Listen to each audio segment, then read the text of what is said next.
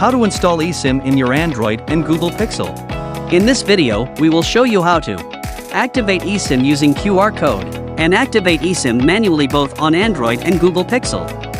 To set up eSIM, you need to make sure that your device is compatible with eSIM and you also need an internet connection. Let's start with activating eSIM in Android using QR code.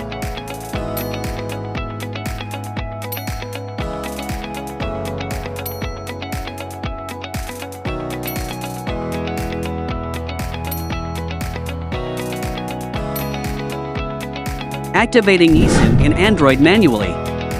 This is optional if QR code is not working.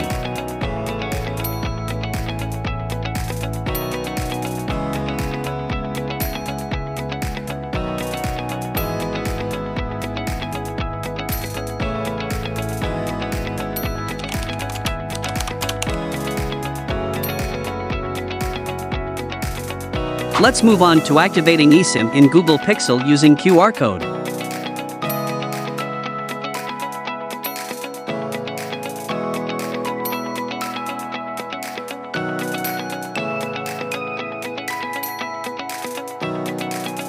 Activating eSIM in Google Pixel manually. This is optional if QR code is not working.